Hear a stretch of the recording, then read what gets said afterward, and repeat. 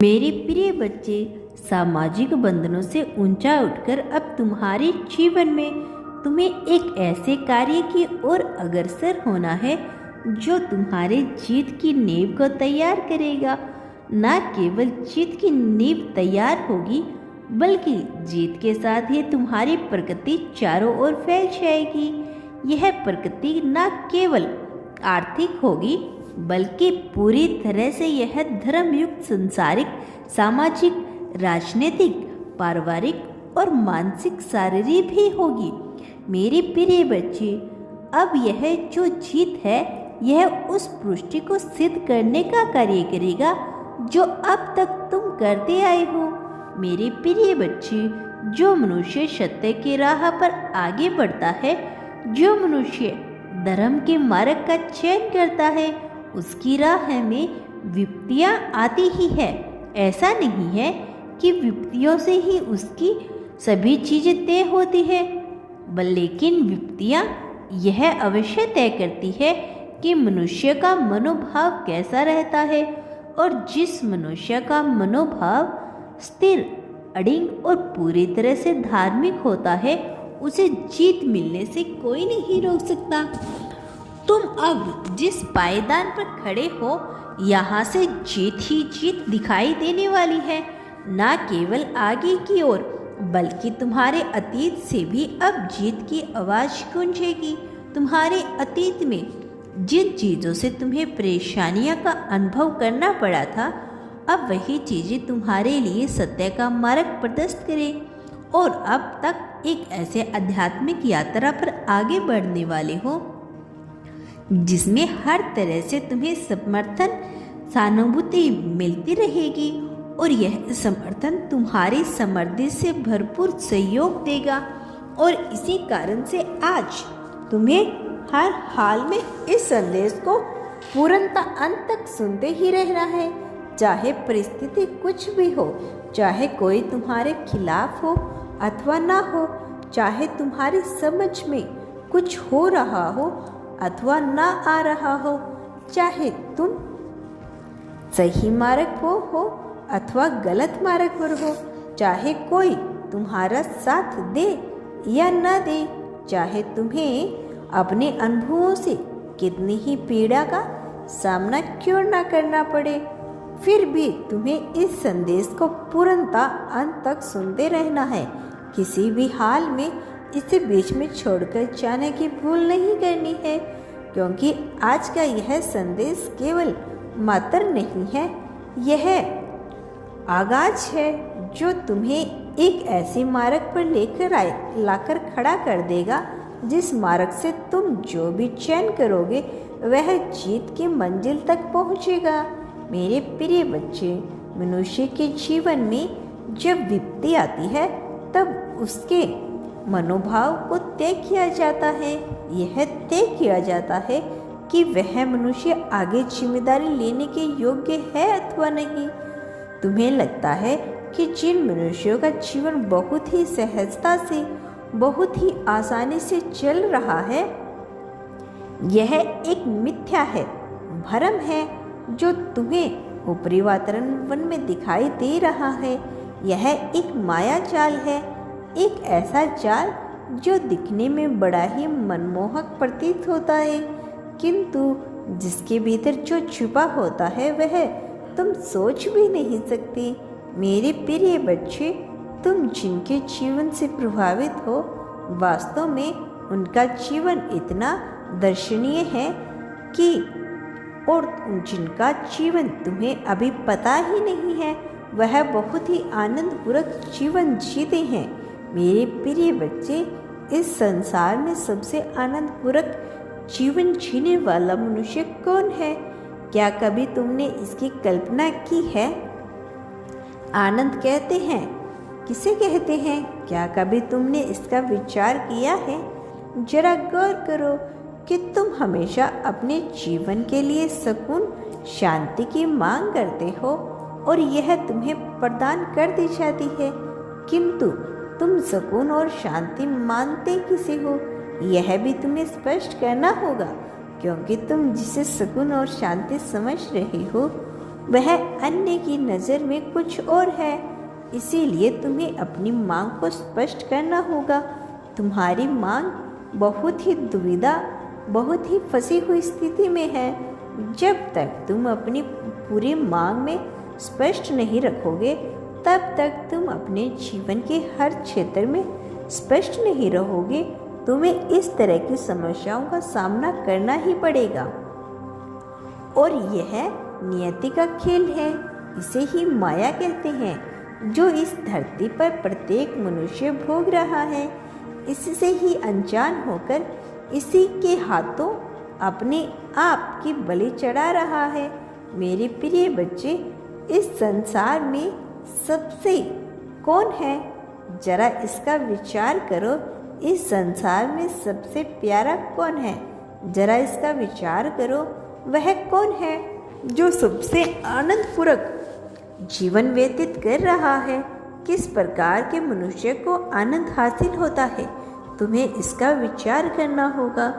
जब तक तुम इसका विचार स्पष्ट रूप से नहीं करते, निश्चित तौर पर तुम वह नहीं प्राप्त कर सकते जो तुम अपने जीवन में प्राप्त करना चाहते हो। जबकि तुम्हें यह प्रदान करने की इच्छा ब्रह्मांड द्वारा जताई जा चुकी है।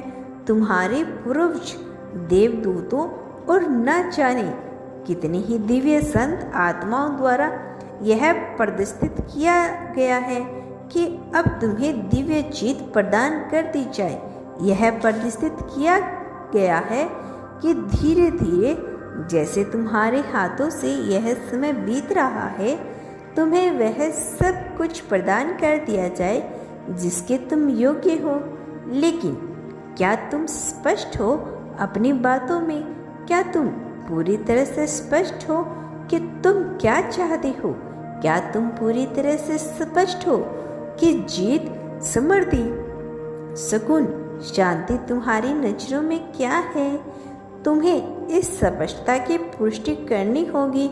तुम्हें दर्शाना होगा कि तुम्हारे लिए इसके क्या मायने हैं। जब तक तुम इसे स्पष्ट रूप से नहीं दिखा पाओगे, तुम स्वयं ही एक ऐसे जाल में उलझते जाओगे जिसका कोई अंत नहीं है, और सदा ही तुम इसमें ही उलझे रह जाओगे। यह दुविधाओं से भरा हुआ एक ऐसा काल होगा जिसमें तुम्हारे पास अवसर ही अवसर होंगे, लेकिन इसका लाभ उठाने के लिए तुम सक्षम ना हो सके, बजाय इसके कि तुम हकदार थे, बजाय इसके कि तुम पूरी तरह से योग्य हो। मेरे प्रिय बच्चे, मेरी बात पर गौर फरमाओ। मैं नियंत्रण तुम्हें क्या बताने का प्रयत्न कर रहा हूँ, उस पर जरा गौर फरमाइए, अन्यथा यह अवसर लौट कर नहीं आएगा। मैं तुम्हें चेतावनी दे रहा हूँ, सचेत कर रहा हूँ, क्योंकि मैं चाहता हूँ कि तुम अपने जीवन में हर कदम पर जीत को हासिल करो, प्रगति तुमसे दूर ना हो सके। तुम मेरे प्रिय बच्चे हो। तुम ही जीत के हकदार हो, क्योंकि तुम्हारा हृदय स्वच्छ है, निर्मल है, और तुम दयालुता और करुणा से भरे हुए एक ऐसे सागर में विलीन हो जिसके बारे में तुम्हें स्वयं भी ज्ञात नहीं है। मेरे प्रिय बच्चे, मैं जो कह रहा हूँ उसे स्पष्ट रूप से समझो। एक नहीं, दो नहीं, 10 बार सुनो, लेकिन इसकी गहराई में उतरो।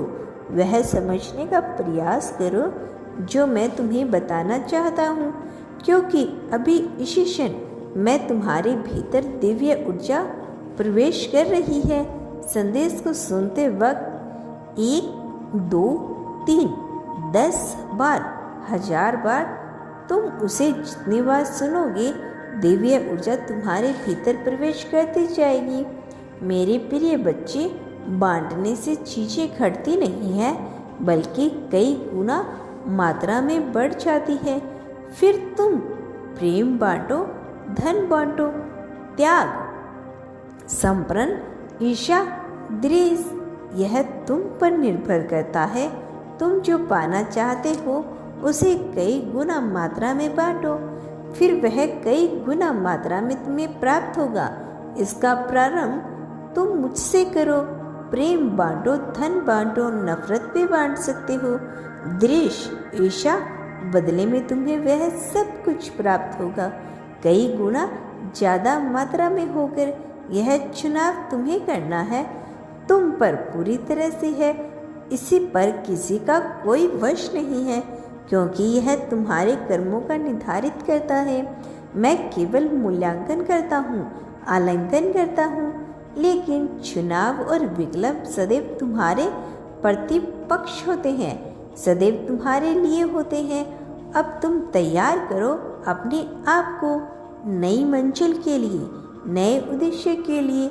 लेकिन अभी चयन का समय है, तो चयन बहुत ही सोच समझकर, बहुत ही खुले दिल से करना।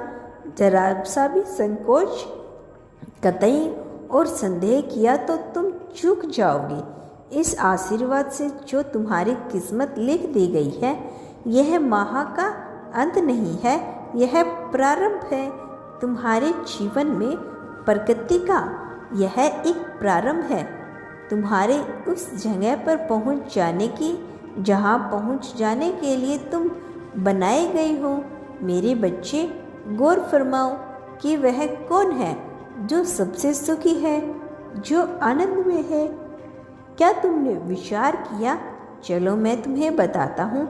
सर्वप्रथम वही मनुष्य आनंद में हो सकता है जो जीवन के हर पल में, हर चुनौतियों पे, हर संग्रह पे, हर तरह की समस्या, सुख दुख, सुख दुविधा, दुख में एक समान रहता हो, जिसे इस बात से फर्क नहीं पड़ता कि आगे उसके लिए भविष्य के पिटारे में क्या लिखा गया है।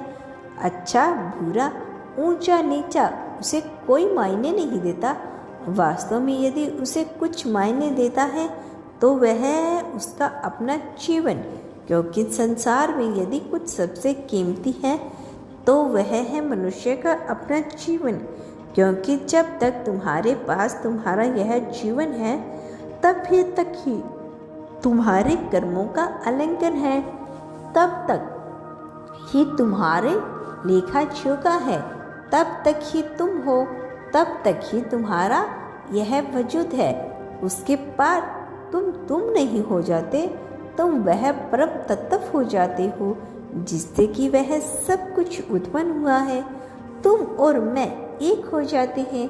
लेकिन अभी इन क्षणों में तुम्हारा यह जीवन सबसे महत्वपूर्ण है, और इन क्षणों में जो मनुष्य मानवता की ओर अधर्म के जाल में फंसकर जीवन में अधर्म का अनुसरण करता है, वह कभी भी किसी भी परिस्थिति में किसी के भी सहयोग से अच्छा बुरा, सही गलत, जीव अजीव, संजीव, राक्षस दानव, दैत्य या कोई देवता ही क्यों न हो, किसी के भी सहयोग से वह वो नहीं प्राप्त कर सकता जो नियति ने उसे देना चाहती है, जब तक कि उसके कर्म धार्मिक ना हो जाए।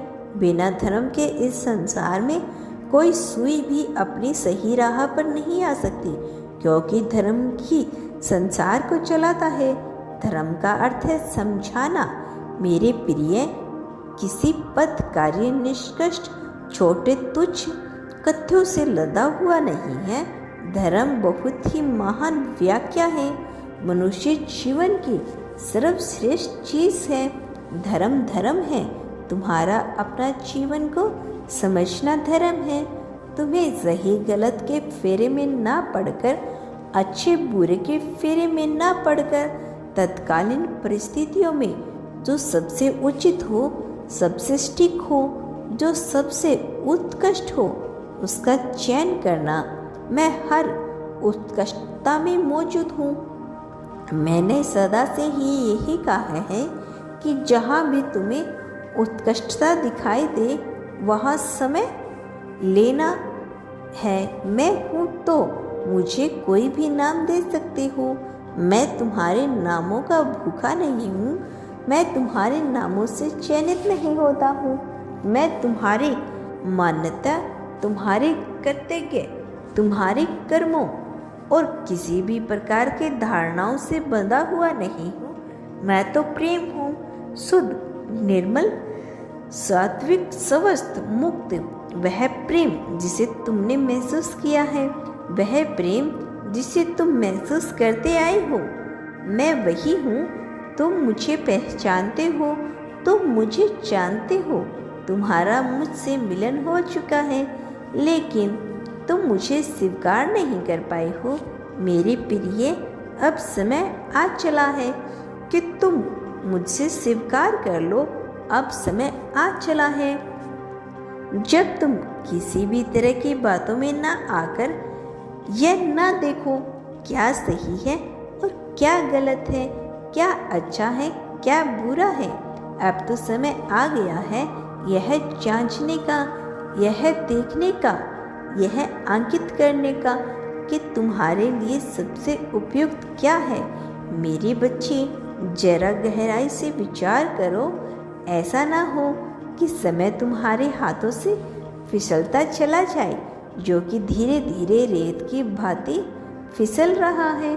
तुम जो पाना चाहते हो उसे जल्द पाने की योजना बनाओ। मैं नहीं कहता कि तुम उससे परे अमल करो, उसके लिए कार्य करना प्रारंभ कर दो। मेरे प्रिय बच्चे, सर्वप्रथम तुम्हें उसकी सबसे सटीक योजना ढूंढनी है। तुम बस शुरुआत करो। तुम्हारे कदमों में अपने कदमों से मिलाकर आगे ले जाऊंगा। तुम यदि धीरे चलोगे तो मैं तुम्हें दौड़ाऊंगा, तुम दौड़ोगे तो मैं तुम्हें उड़ाऊंगा और मैं तुम्हें वहां पहुंचा दूंगा जहां तुम सोच भी नहीं सकते। लेकिन तुम्हें प्रयास करना होगा, प्रारंभ करना है। अपनी गति को धीमा नहीं होने देना है।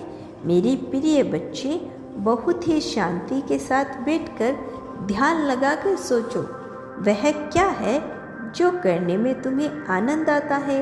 वह क्या है जो तुम बिना धन के भी करोगे।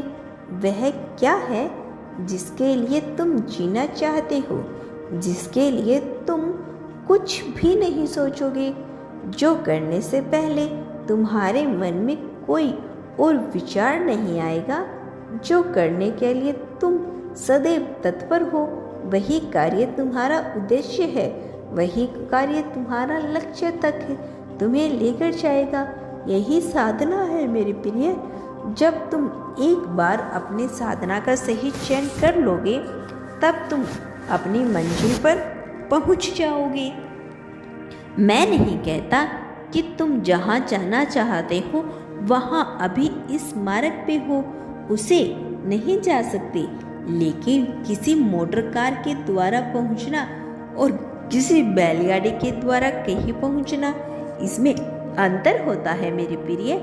आज जब तक मनुष्य यंत्रों में लदी हुई है, आज जब तक मनुष्य चारों ओर विभिन्न प्रकार के यंत्रों से घिरा हुआ है, विभिन्न प्रकार के यंत्र जैसे मोबाइल फोन, जिसके द्वारा मनुष्य बहुत सी चीज़ों में उलझा है, सोशल मीडिया में उलझा है। मनुष्य बहुत तरह से संसाधनों में उलझा हुआ है, लेकिन एक चीज़ जिसमें उसको उलझना चाहिए वह उसमें नहीं जा रहा है। वह है उसका स्वयं का जीवन। वह अपने भीतर नहीं उतर पा रहा है, और क्योंकि जब वह अपने भीतर नहीं उतर पा रहा है तो वह यह नहीं देख पा रहा है जो उसे देखना चाहिए, जो उसे समझना चाहिए। क्योंकि मनुष्य के जीवन में यंत्र सदा से ही आते रहते हैं। यंत्रों का मनुष्य ने बहुत ही सावधानी से सृजनात्मक विकास किया है, लेकिन यंत्र कभी भी मनुष्यता को तय नहीं करते। यंत्र कभी भी जीवन को तय नहीं करते। यंत्र तो केवल साधन है, और साधनों से जीवन नहीं जिया जाता। साधन सुविधा पूर्ण बनाने के लिए होते हैं जीवन को, ना कि जीवन जीने का वह नजरिया होती है। जीवन जीने का जरिया तुम्हारा अपना स्वयं का मन है, जिसे तुम्हें नियंत्रण करना है। अपने चित्त बुद्धि और मन को नियंत्रण करने का चलने वाला मनुष्य ही प्रगति को प्राप्त कर सकता है। तुम वह मनुष्य हो जिसके अंदर वह क्षमता है। मेरे प्रिय बच्चे, जब अब तक अपनी आध्यात्मिक यात्रा में इतना आगे आ गए हो तो मैं चाहता हूँ कि तुम जीत को हासिल करो। मैं चाहता हूँ कि तुम्हें वह सब कुछ प्राप्त हो जाए जो तुम प्राप्त करना चाहते हो। इसमें देरी नहीं लगेगी। अब वह दिव्य समय आ गया है जब तुम्हारी जीत को सुस्पष्ट शब्दों में ब्रह्मांड द्वारा तुम्हें स्पष्ट किया जाएगा, तुम्हें दर्शाया जाएगा और तुम इसके साक्षी बनोगी। मैंने तुमसे कहा था ना, तुम अपना जीवन दृष्टि की भांति जियो, लेकिन तुम इसमें सफल न हो सकी। लेकिन तुम्हारी इच्छा है दुष्टता की भांति जीवन जीने की। यह मेरी समझ में आ रहा है, इसीलिए मैं तुम्हारा मार्गदर्शन अवश्य करूँगा, क्योंकि तुम साफ दिल के मनुष्य हो। तुम्हारे भीतर कुटिलता नहीं है, यह बात मैं जानता हूँ, जिसकी वजह से तुम कूटनीति का उपयोग कर पाते हो और लोग तुम्हारे खिलाफ इसी कूटनीति का उपयोग करके तुम्हारे खिलाफ षड्यंत्र रचते हैं, जिसके फेरे में तुम कई बार आ जाते हो। लेकिन मैं तुम्हारा कभी नुकसान नहीं होने दूंगा। इससे मैं सदैव तुम्हें इसे बचा लूँगा। भले ही कोई कितने ही षड्यंत्र क्यों ना रच ले, लेकिन मैं उन्हें सफल नहीं होने दूंगा, क्योंकि तुम साफ दिल के हो। तुम्हारा हृदय स्वच्छ है। निर्मल स्वच्छ हृदय वाले मनुष्यों को मैं भला कैसे हारने दूंगा। मेरे प्रिय बच्चे, तुम कभी भी डरना नहीं, बल्कि निडर होकर अपना जीवन जियो। आगे जाओ, भविष्य में क्या होगा यह मत सोचो। जिस मनुष्य का चेहरा सबसे सुंदर होता है वह सदैव निडर होकर होता है, यह बात मत भूलना। निडर होकर मनुष्य सबसे खूबसूरत होता है और दिल के बहुत खूबसूरत हो तुम।